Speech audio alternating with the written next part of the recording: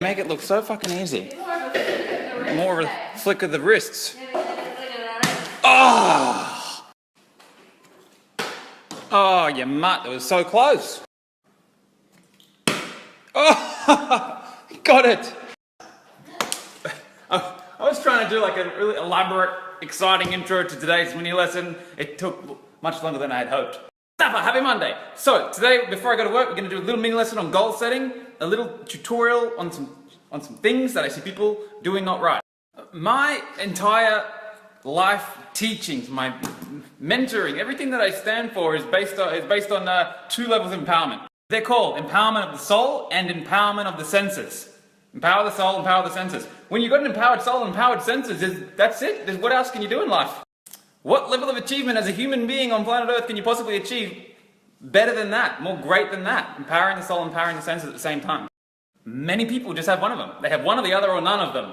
One or the other is someone who's got an empowered soul but not empowered senses, someone who's really spiritual and really present and really grateful, but they've got fuck all going on in their life other than that. And that's cool, that's a fine way to be. But why not have both? Why not have empowered senses as well? The other one, and the other one's more common, the other one is empowered senses. People who got all the money and all the fame and all the girls and all the boats and the cars and the houses, but they're not grateful and they're not present, they're not having a great time. And they feel empty and they feel lost and they feel like something's missing and they've gone and achieved all this earthly success, but they're not grounded, there's something missing. This is very, very, very common. My students, my mentoring clients, we're not going to settle for that shit. We're not going to settle for one or the other. Fuck that, that's ridiculous. You want your cake and you want to eat it too. You want both. Soul and senses. I could talk for a week on this stuff. I'm going to try and do it in 2 minutes.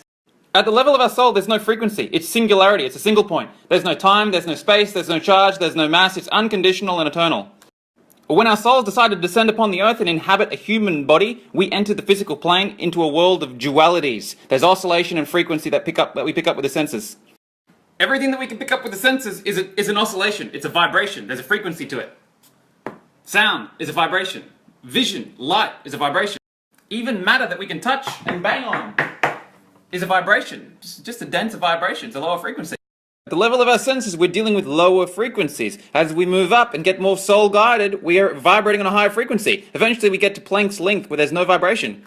The higher the frequency, the shorter the wavelength. And the shortest wavelength that we have in the physical plane is Planck's length, 1.6 times 10 to the negative 35 meters. Beyond this wavelength, things don't behave the same as they do in the physical plane that we can measure with our senses. Things are different.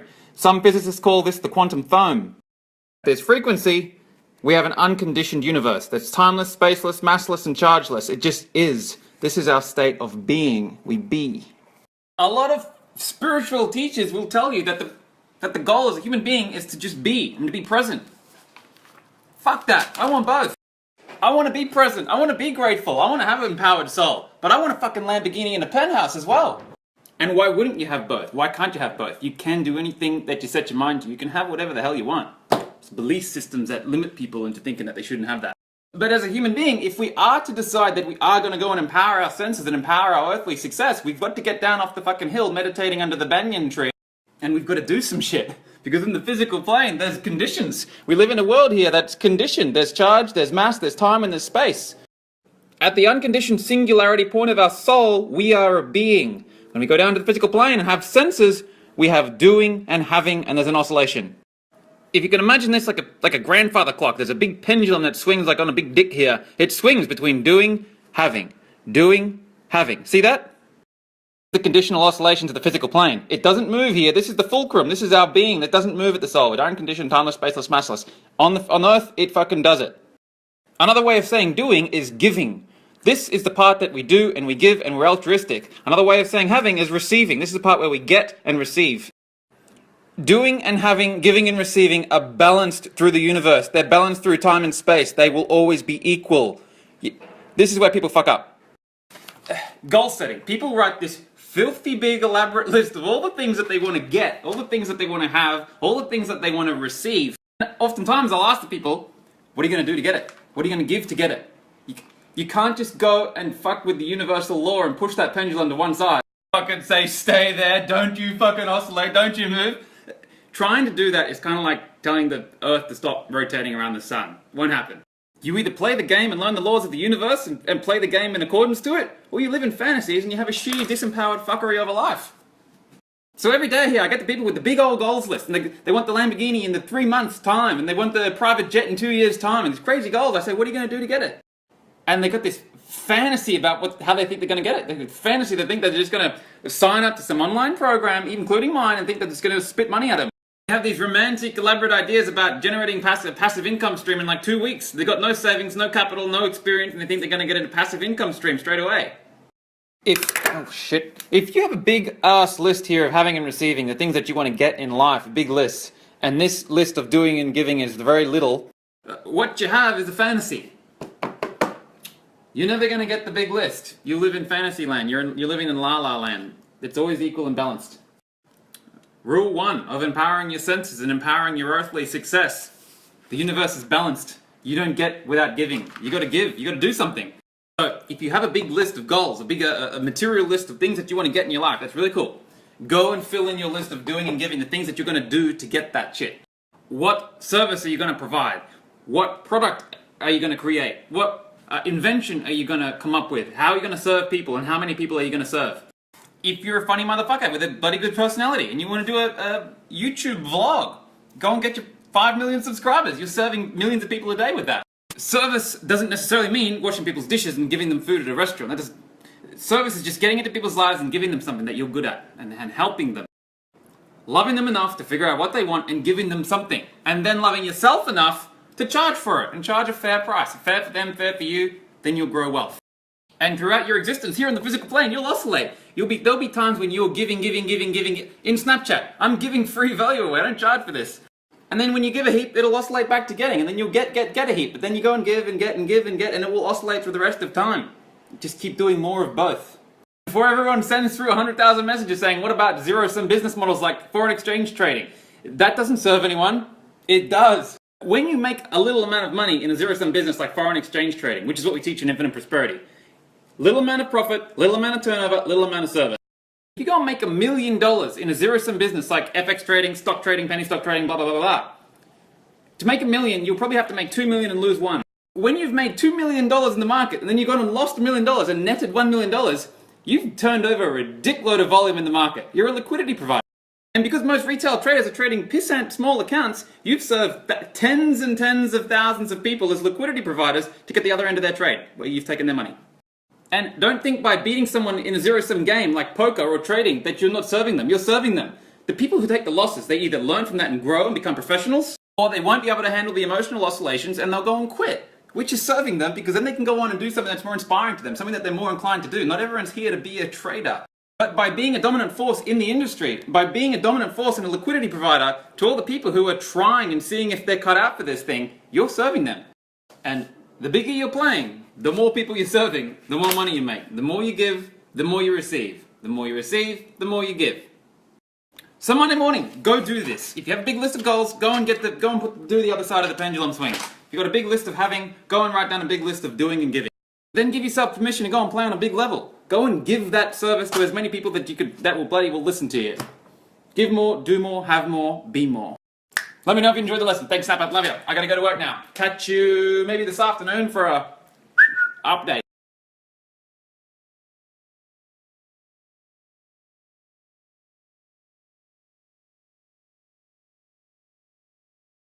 Snapper!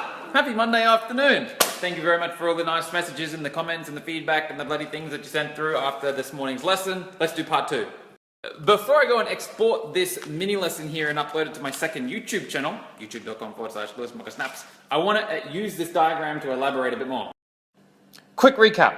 The world of the soul, the world of the senses. The soul is the singularity point, the unconditioned, timeless, spaceless, massless. In the senses we have oscillation. This particular diagram and the pendulum and the oscillation is a diagram that I'm going to refer to a lot when I start doing my teachings on lewismocha.com. This is important. Get this. Every single thing on the earth that we can perceive with the senses has an oscillation. It's a vibration. Every emotion, every thought, every event. I'm not an advocate of positive thinking and happiness. I don't promote that as the end goal. We're not here to be positive thinkers. My students know. When we line up a trade, what's the first thing that we ask? How much can I lose on this motherfucker? What's the worst case scenario that could happen? In business, you've got to be a negative thinker. meditating on positivity and happiness and everything's going to go easily and smoothly and safely and so, that's a fantasy. You need to know what the worst case scenario is and put in plans to reduce the risks. You need to know the risks and then manage the risks and then reduce the risks and then take action. Take concerted action with an end goal in mind. Now let me clarify on this positive thinking thing before I move on. Many individuals are chronic pessimists. So for those individuals, more positivity would be wise. But positivity as an end goal or a permanent state is like trying to push the pendulum to one side and saying stay there. It's not real. And anyone who tells you that they're always positive and always happy and always nice, they're either lying to themselves or they're lying to you. They're probably lying to you. Unless you freaking die and you return to the state of unconditional love, the soul and the physical body gets buried in the earth and breaks down, goes back into the earth, then you're in love. Unconditional, timeless, spaceless, massless love. It's permanent love. When you're in the physical plane as a human freaking being, you've got oscillations. Everything is oscillating. Oscillate, oscillate, oscillate. Here I've added happiness and positivity, sadness and negativity. Many individuals have this fantasy that they're only going to have this. And the part that fucks them up is that fantasy. It's the expectation that they're only going to have this. Anyone can deal with sadness and negativity. But if you have an expectation that life is supposed to be always positive and always happy, and life isn't, because it never is, for anyone, you'll beat yourself up and think something's wrong. And you'll be on this never-ending quest, on this never-ending search to find what the fuck's wrong with you, and you'll be doing different vehicles, and different this, and different that, and different partners, looking for happiness. And that quest, searching for that which is unattainable and trying to avoid that which is unavoidable, is the source of your greatest suffering on planet Earth. You're not missing anything. There's nothing that needs to be fixed. Your partner doesn't need to be fixed. Your parents don't need to be fixed. You don't need to be fixed. You just need to expand your awareness. And before I close the lesson out, I want to do one more visual representation scenario that I cooked up in the shower just before. In New Zealand, they have the big canyon bungee thing, and you get on the platform like 1,000 meters above the fucking ravine, and they got this big ass string attached to this platform, and you get attached to it, you become the pendulum. It's like a pendulum swing. And you go up there and you pay $150 or whatever, and they attach you to the string, and then they kick you off the platform, and then you swing down into the ravine, and you have a bloody good time. They film it. Why is it that everyone has a good time doing that? Why is it that people will pay to go and do that? It's because they know the nature of the game and they have faith in the string. If you go get a bottle of chloroform, pour it onto a towel, go up to your mate, put it over his mouth and nose so he fucking passes out, drive him there in the middle of the night, make sure you got a bag over his head so he doesn't know what the hell's going on, rig him up with the harness and attach him to the string, and then wait till he comes to so he can see the big ass drop. And then you wait till he wakes up, and then you get one of those little voice changer things so he doesn't know it's your voice because he knows he recognizes your voice, and you say, I'm gonna kill you, motherfucker. He will shit himself. And then boom, kick him off the ledge. He'll be swinging, and you have the string, he'll be fine. He will be shitting himself. He won't be having a great time. This is how most human beings live. They don't understand the nature of the game, and they don't have faith in the string. I'm ending the lesson there. I hope that was enjoyable. I hope that was valuable to you. Let me know if you enjoyed it. I hope you got the metaphor, and I hope you put some thought into what I just said.